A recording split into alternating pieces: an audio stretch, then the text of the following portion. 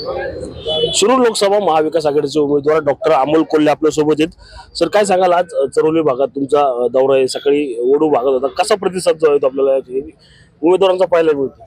नाही, खरं तर आज वडू तुळापूरला प्रचाराचा दौरा नव्हता.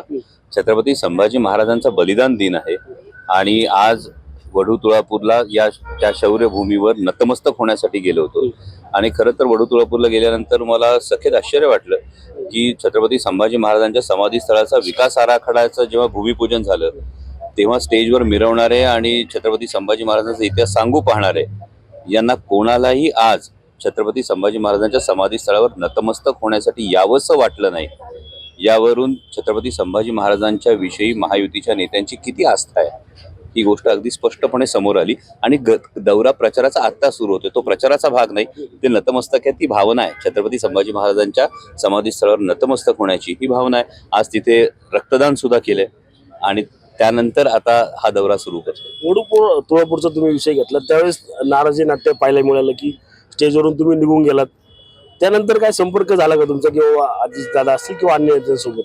कशासाठी की कशामुळे तुम्हाला डावळलेला शिरूर हवेलीचे आमदार असतील किंवा तुम्हाला त्यावेळेस योग्य मानपान दिलेलं आपल्याला पाहिजे? हा विषय मानपानाचा नव्हता. हा विषय त्यावेळी सुद्धा त्या कार्यक्रमाच्या फ्लेक्सवर साधा छत्रपती संभाजी महाराजांचा फोटो सुद्धा तुम्हाला ठेवता येत नाही, पण महायुतीच्या सगळ्या नेत्यांचे फोटो असतात. त्यामुळे फ्लेक्सवर तर स्थान नाही आणि आजच्या अनुपस्थितीमुळे हे दिसून आलं की तुमच्या हृदयात सुद्धा ते स्थान कितपत आहे याविषयी शंका निर्माण होणारच ना.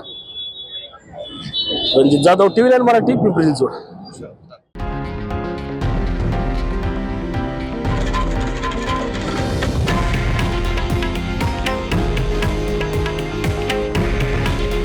हे आहे देशातील नंबर 1 न्यूज नेटवर्क आणि आपण पाहत आहात TV9 मराठी.